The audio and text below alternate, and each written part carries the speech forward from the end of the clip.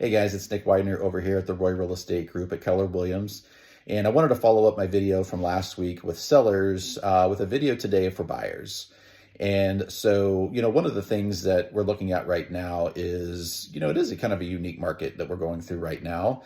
And, buyers want to know, like, should I continue to wait or, what is the market showing? So today I wanted to address that a little bit and talk about whether buying today may or may not make sense for you or not. So let's talk about some of the advantages that buyers have right now. So when we're looking at the market right now, I think one of the first big things for buyers is there's more inventory to choose from. So, I'm filming this video the first week here of December here in Wichita. And right now we've got a little over 2,000 active homes on the market, which is the most that we've seen in several years. So when it comes to the amount of inventory available, there's a lot for buyers to choose from. And then you look at things like days on market, which is, increasingly gone up a little bit. We're sitting somewhere around 32 to 34 days as of today.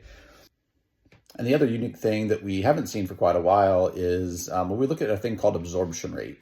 And what absorption rate does is it measures the percent of homes that are going under contract over a period of time. So you can look at that over a 12-month period, a 6-month period. I went back the last 8 weeks just to see what some of the most current data shows.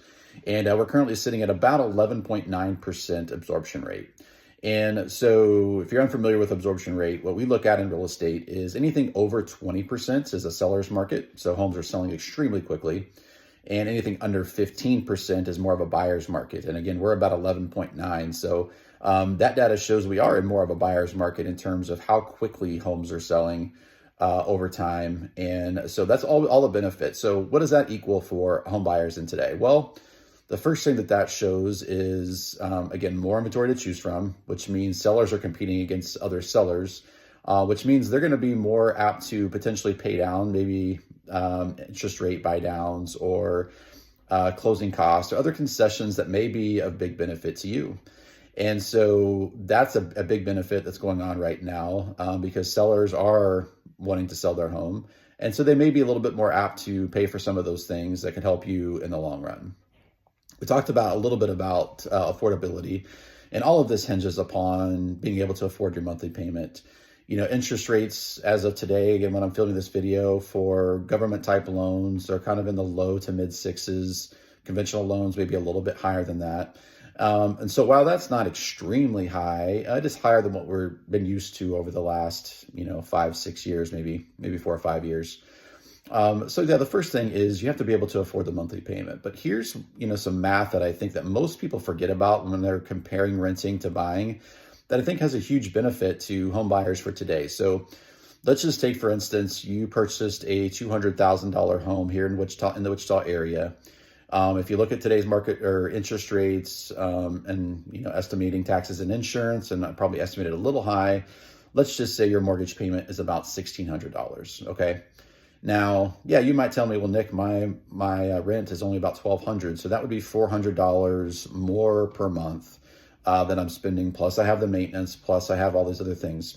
Absolutely, 100% true. But here's the one thing that I think a lot of people forget about. So let's just say you stay in that same place for 5 years. So over those 5 years, if you are renting for $1,200 a month, you would have spent, about $72,000 in rent. So at the end of that 5 years, you move on to the next place. What do you get for that $72,000? 5 years in that place is what you get. Let's compare that to actually owning the home. So yes, let's just say you spent $1,600 a month in your mortgage payments. That includes your taxes and insurance, all that kind of stuff over that same 5-year period. So in those 5 years, you've probably paid down maybe about $10,000 of your principal, so that you owe about $190 on that $200,000 house after the 5 years. But here's the kicker. Real estate is one of those things that always appreciates. Now, in the short term, you may see a decrease, sure, but in the long term, real estate appreciates over time. And so if we just assumed a small amount of appreciation, which most people in the real estate world will estimate appreciation around 4%, if we just did a little bit lower than that at 3%, in that 5-year period, that $200,000 house would now be worth just over $231,000.